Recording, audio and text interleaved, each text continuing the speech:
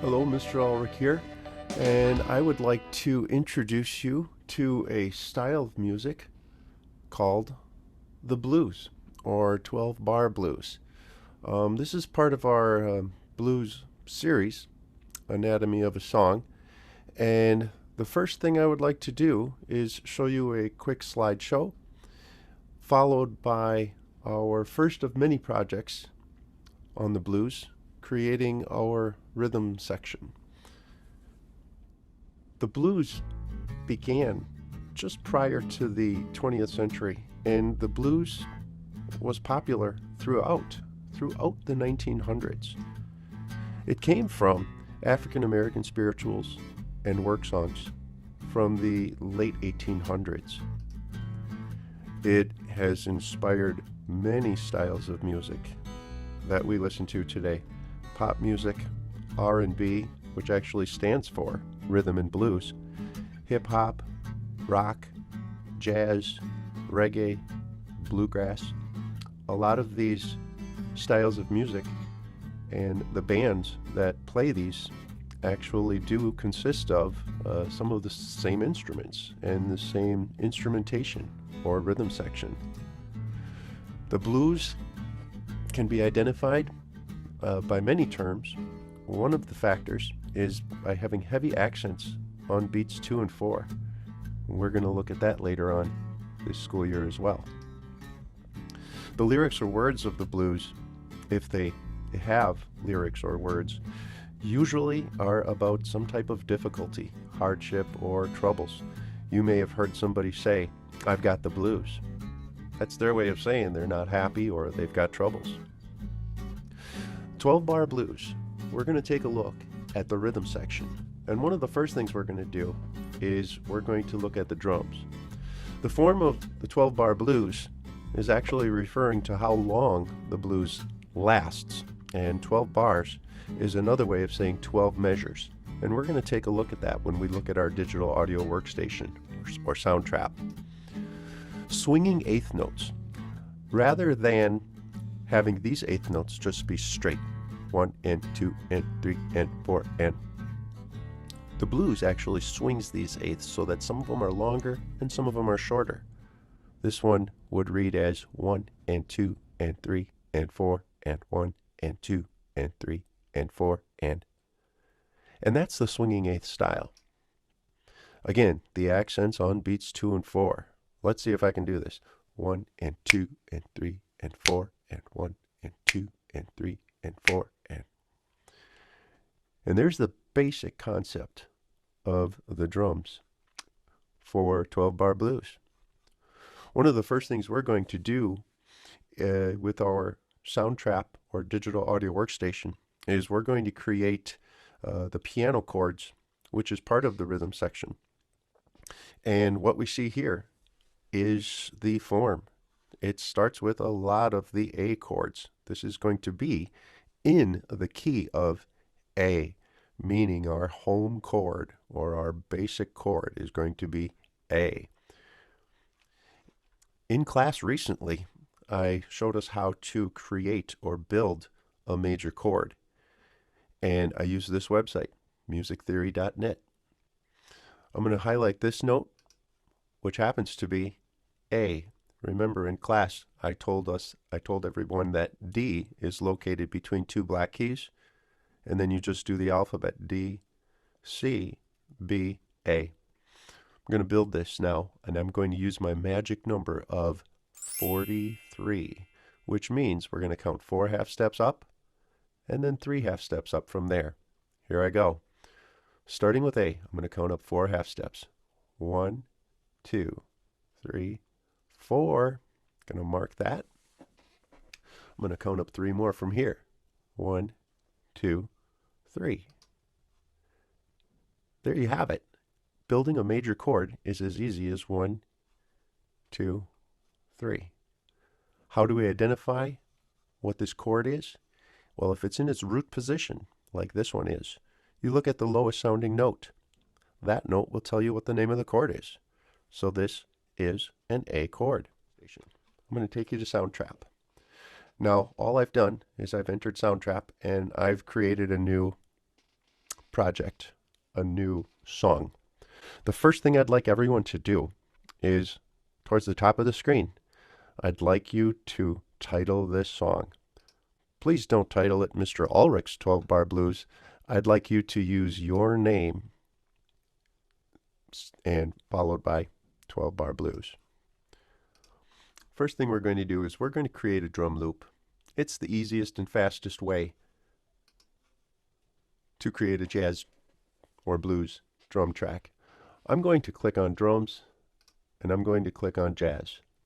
I recommend finding the drum called Drums Jazzy. Here's what it sounds like.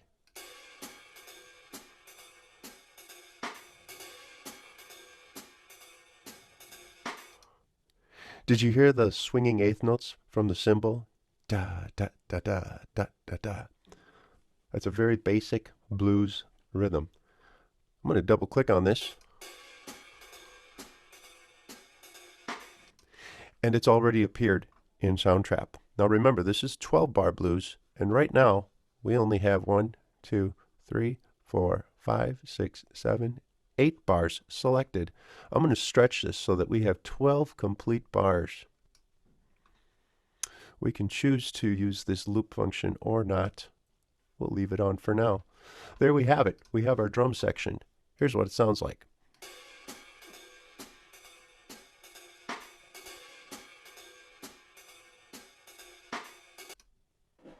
Next, I want to add the piano chord. I'm going to click Add New Track.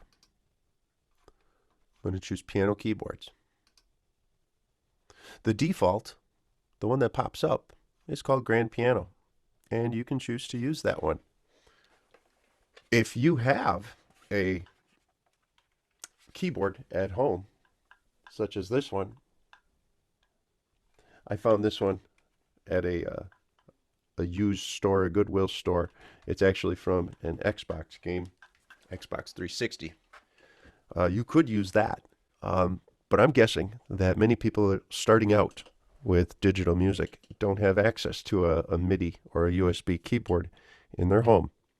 Another option you could do is to play your Chromebook or your computer keyboard as a piano keyboard. And this screen is actually showing us which computer keys we would have to hit for an A chord. This one is N. And then counting up 4 from here, 1, 2, 3, 4, we've got the note L, which is also called C sharp. And 3 more from here, 1, 2, 3, we have Q, which is the note E. Now you could record this in using a computer keyboard. The buttons N, L, Q.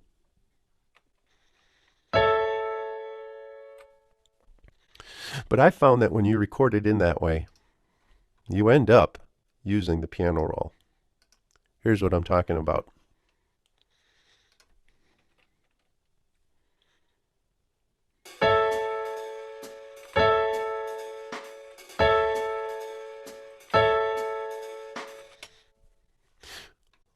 I just recorded it using the computer keyboard.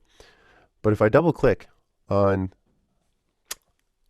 this idea, notice that my boxes or my bars aren't completely lined up. They're not completely synced with, not completely synced with SoundTrap. So I have to move them and line them up. So I'm going to delete this. I'm going to start over. I'm going to double click on this grand piano gray box. And now I have a blank piano roll that pops up. I need to create an A chord. So once again, I need to find where the note A is. Remember, D is in the doghouse, right between 2 black keys. Then we've got C, B, A. I want it to be a little bit higher. And I'm going to click or double click right here. Notice this white colored box right here. I just put in the note A. And now I'm going to count up 4 half steps. And this is very easy because the direction up is actually going up when the keyboard's laid out like this. Here I go. 1, 2, 3, 4. Double click. And then 3 more from here. 1, 2, 3. I've just created an A chord. Here it goes.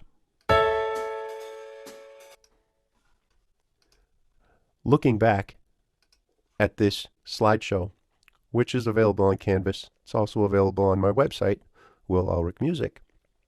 I need to create 4 of these A chords. 1, 2, 3, 4. So going back to my project, I need to create 3 more of these. You know what I'm going to do? I'm going to click on this box, this idea. I'm going to click Control C. I'm going to put the cursor exactly on bar 2 or measure 2 and hit Control V. There it is the second time. Box 3, bar 3, Control V, and 4, Control V. Now I have it 4 times. Here's how it sounds.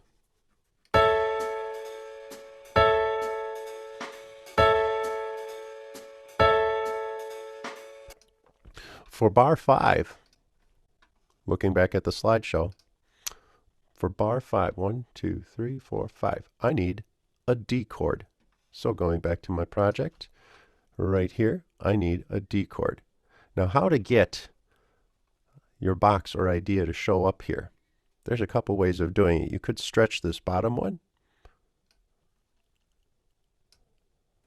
or you could record absolutely nothing. But stretching this bottom one does make it pretty simple. You know what? I'm going to stretch this out one more time because the next bar or measure is also going to be a D chord. So here I have it. I'm going to go double click on this longer idea now, and it pops up. I need a D chord, so I need to find the note D. Remember, D is in the doghouse between 2 black keys. I'm going to double click here, and I'm going back to my keyboard. I'm going to count up 4. 1, 2, 3, 4. That happens to be a black note, so I'm going to follow this black shaded box all the way here and double click. And going back here, I need to count up 3 more. 1, 2, 3. Follow that. Double click. And there I go. I've got a D chord now. I need to have that one more time, so I'm just going to double click here, double click here, and double click here. And now we have the D chord. Let's take a look at box 7 or bar 7 and see what we need for that one. Oh, it's the A chord 2 more times. Go back to my project. Oh, we've got an A chord over here. So I'm going to click on that, make sure it's a different color. I'm going to copy that. Control C. Put the cursor on bar 7. Control V. And bar 8 is also an A chord, so I'm going to put the cursor on bar 8 and Control V.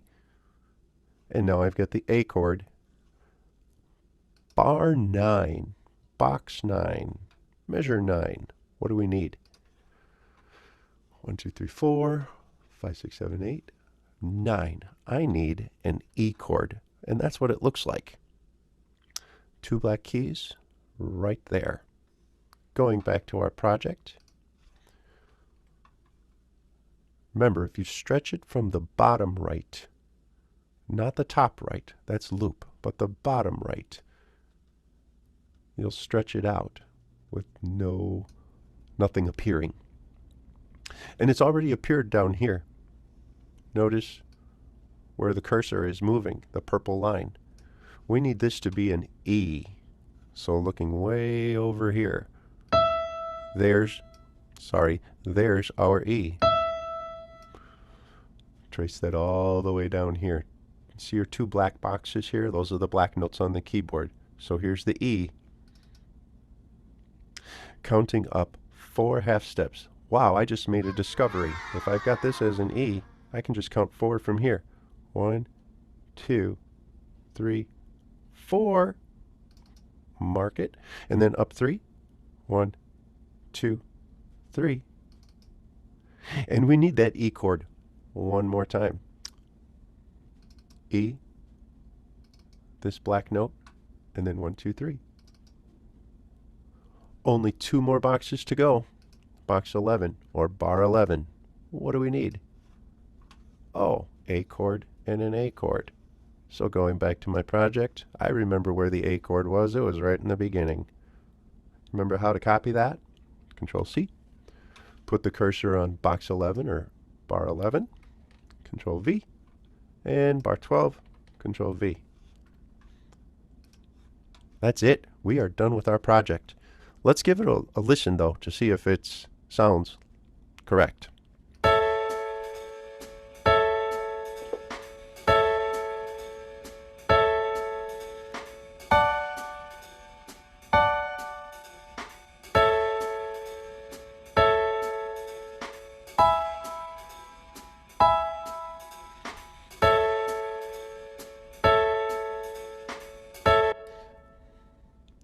And I have that set up to loop.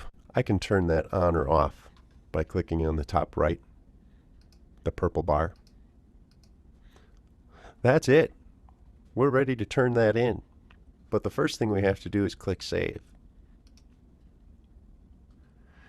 Now it says it's done, but it is going to take a little time to mix it in the SoundTrap cloud. Once we're done with that, or once SoundTrap is done mixing it, we need to turn this into Canvas. Once again, it's as easy as going to File, Export, and Export Project to MP3 file. Now if I click on it now, it's going to tell me something. Still being mixed on our servers. Please try again in a minute. I'll try that again in a minute, but that's it. That's our project. Once again, this is a rhythm section, and the rhythm section usually consists of drums or drum set. It consists of a piano keyboard. It can consist of guitars or ukulele. It can also consist of a bass. So our future projects, we're going to be adding to this. So it's important that you save this project because we are going to come back to it and add. But for now, there's our project.